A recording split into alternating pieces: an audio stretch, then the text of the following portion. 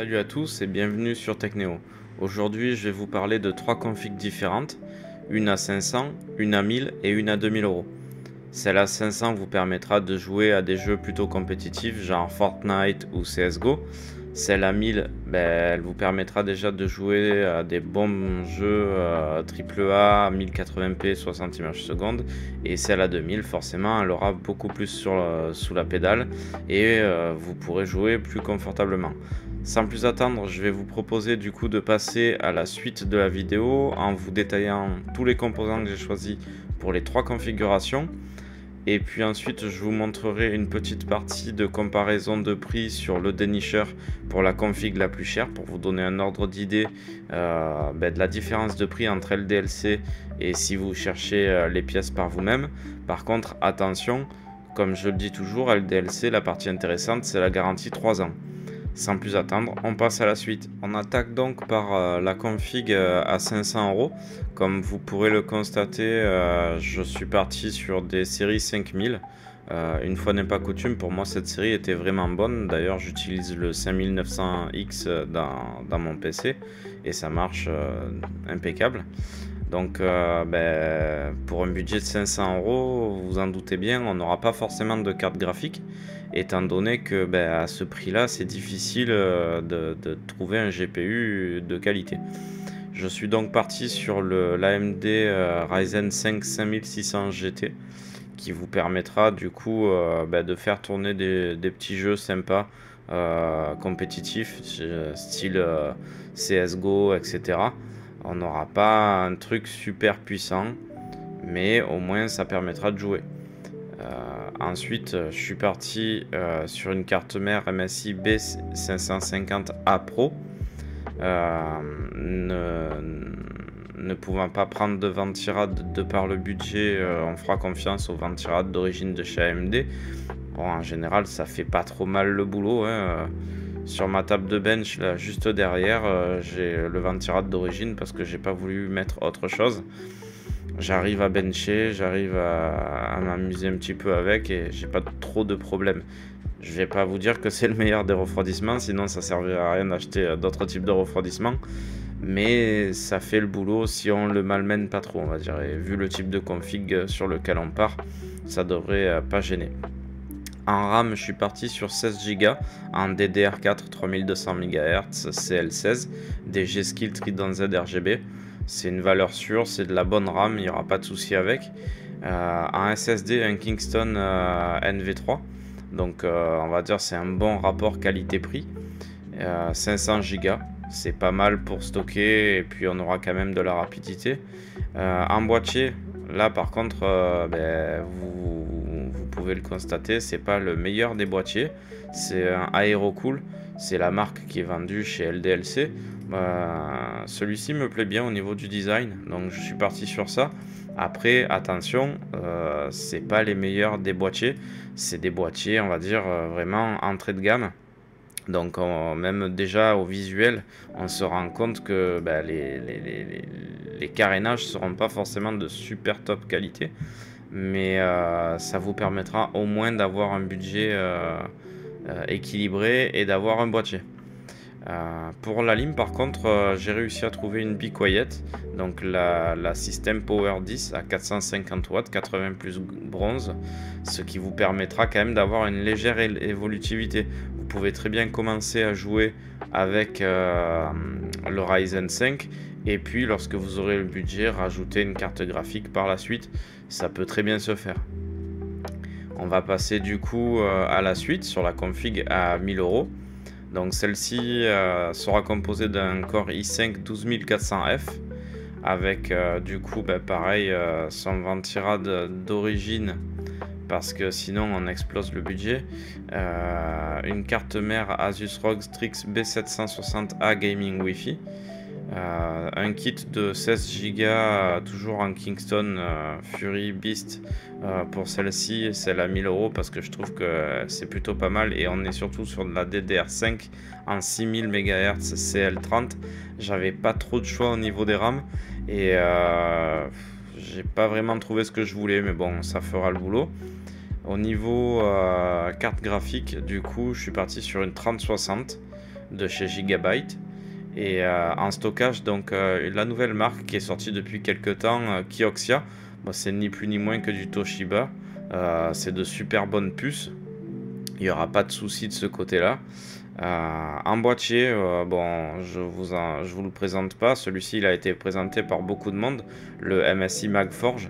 Donc c'est un bon boîtier, on peut rentrer des cartes mères vraiment correctes.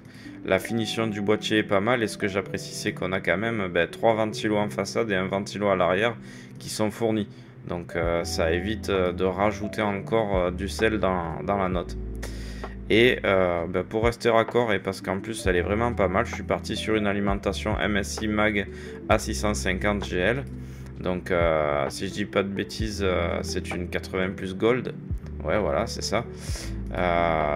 Elle est modulaire, donc ça permettra, si vous avez des cable mode, de mettre vos cable mode de la couleur que vous souhaitez et de l'esthétique que vous souhaitez. On est sur de la bonne qualité au niveau alimentation, elle risque pas de cramer en entraînant tous vos composants. Et surtout, j'étais parti donc sur une config à 1000 euros. Vous constatez que j'ai pas pu respecter 100% le tarif. Je suis sur 1075,65 euros. J'ai essayé du coup de cadrer et de freiner au maximum, d'où le fait que j'ai pas mis un Ventirad ou un IO, mais on dépasse quand même le budget. Alors que pour le PC top budget entre guillemets à 500 euros, j'ai réussi même à être en dessous des 500 euros. On va passer du coup sur la dernière config et la plus costaud. Donc là on est sur la config à 2000 euros. Vous voyez que là déjà je suis déjà à 2063,59 euros. Pareil, j'ai essayé de freiner mais je suis pas arrivé à descendre plus bas. On attaque donc avec un Ryzen 7 7800X 3D comme processeur. Pour le refroidir, on va partir sur un Hyper 622 Halo White de chez Cooler Master. Une carte mère Asus ROG Strix B650E Gaming Wi-Fi. La RAM, je suis parti sur de la Ripjo en 32 Go 2x16 DDR5 6000 CL36. Le CL est un peu élevé, mais bon, pareil, c'est par rapport au budget. Au niveau de la carte graphique, j'étais parti à la base, si je dis pas de bêtises, sur une 4080, mais j'arrivais pas à trouver ce que je voulais, donc je suis parti sur une 7700 XT. J'aurais aimé mettre plus, mais encore une fois, on explose le budget si on monte. En SSD, je suis parti sur du 2 Tera, donc du Antec-Storm pour contenir le prix. Attention, c'est la marque de chez LDLC, mais pour avoir testé un petit peu des RAM de leur marque, etc., même des Alim, il n'y a aucun souci avec ça. En tout cas, je leur fais confiance. En boîtier, je suis parti sur un Lianli Liancool 3. Donc celui-ci est plutôt pas mal niveau visu. Si vous aimez le blanc, vous serez servi. Il est plutôt qualitatif. On a vraiment de beaux pascables. L'originalité, c'est que voilà, il s'ouvre comme ça. Je trouve que c'est plutôt pratique. C'est vraiment pas bête. La baie de disque dur est en dessous. Et le cache alim du coup se referme. Donc si on veut envoyer les mains à l'intérieur pour bosser, c'est plutôt pas mal. Je pense que c'est vraiment un boîtier de qualité. Et bon, vu le prix, c'est sûr que vous en aurez pour votre argent et vous le regretterez pas. On va faire une petite comparaison du coup. Donc comme vous voyez, j'ai pu aller sur le dénicheur. Je vous en avais parlé dans la vidéo précédente. Donc pour voir la différence de prix. Sur le processeur, chez le dénicheur, j'arrive à le trouver sur Amazon à 519,99 €. Alors que là, il était à 559. La carte mère 306, alors que là, elle était à 365. La RAM 131,99, alors que là, elle était à 132. Bon, là, il n'y a pas trop de différence. Le SSD, il n'y aura pas de différence parce que c'est la marque de chez LDLC, donc c'est la marge LDLC. Pour le Ventirad 6743, on était à 79,95. Pour la carte graphique 479,99, on était à 499,95. Ouais. Pour le boîtier, j'avais pas trouvé le RGB dans le configurateur LDLC. Là, j'ai réussi à trouver donc le RGB. Ça sera à 144,60 € alors que le normal, ils le font à 154 sans RGB chez LDLC. Et pour Alim, j'avais pris du coup la même 100,04 € alors que on était à 129,95 €. Donc je vais vous montrer maintenant une petite photo. Voilà, comme vous pouvez constater, on a une jolie différence de prix. Je vais donc calculer tout ça. Voyons voir. Là, je devrais même pouvoir vous afficher une petite photo, si je dis pas de bêtises. Hop. Donc là, on est à 2063,59 € pour LDLC, 1887,70 € pour le dénicheur. Donc si je prends ma petite calculatrice, je vais vous faire le calcul en direct. 2063,59 moins 1887,70, on a 175,89 € de différence. Soit vous mettez ça dans le boîtier pour avoir vraiment le boîtier que vous voulez, ou alors vous pouvez vous permettre d'équilibrer un petit peu le budget sur tous les composants pour améliorer la qualité du PC. Sans plus tarder, on va attaquer la partie PC Building Simulator. J'ai décidé de ne pas détailler le montage parce que là il y a 3 configs.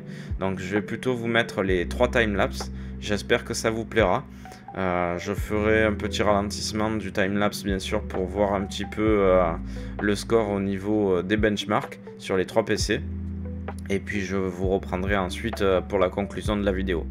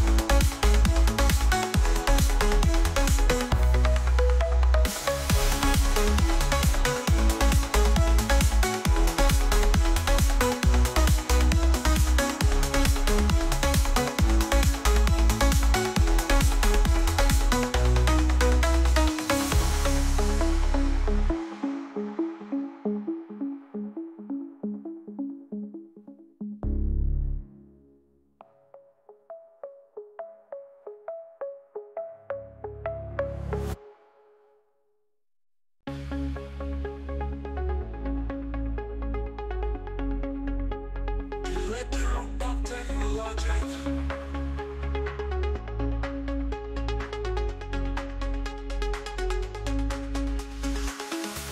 Electropop technologic. Electropop technologic. Electropop technologic. Electropop technologic. Electropop technologic. Electropop technologic. Pop technology, technology, technology, technology, technology,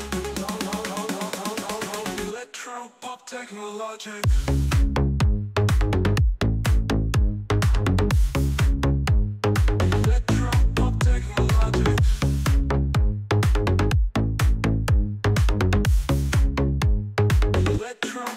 technologic.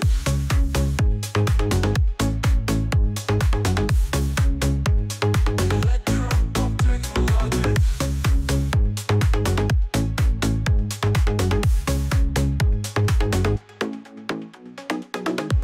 Electro-pop technologic.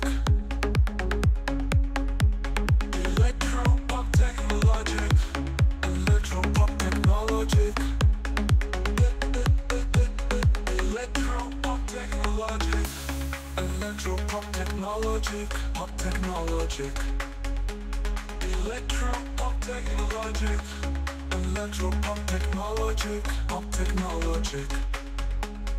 Electro-pop technologic.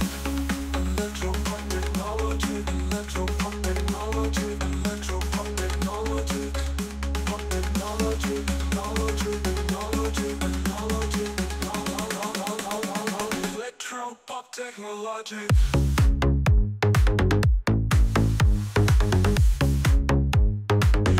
Electro-pop technology. Electro-pop technology.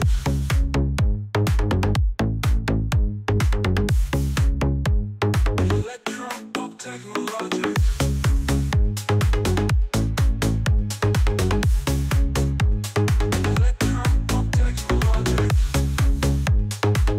Electro-pop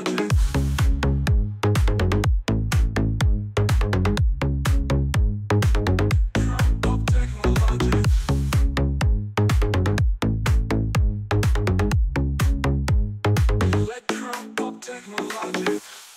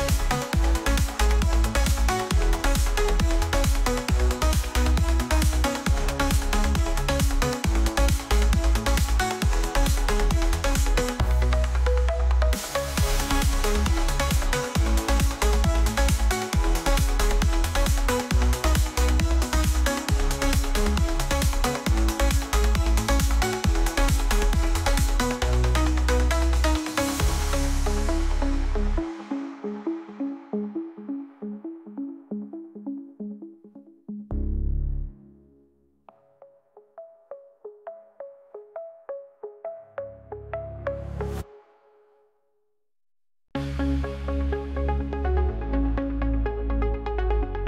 technology. Electro-pop technology. Electro-pop technology.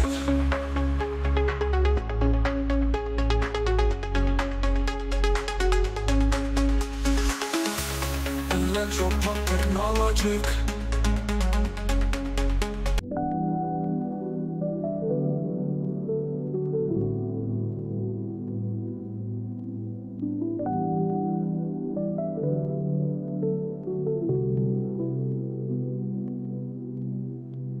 Voilà, vous savez maintenant comment choisir vos composants en fonction de votre budget pour assembler votre PC. Si cette vidéo vous a plu et vous a aidé, n'hésitez pas à me laisser un commentaire et un pouce bleu. Abonnez-vous à la chaîne pour ne rien louper des prochaines vidéos. En attendant, je vous dis à la semaine prochaine. Prenez soin de vous.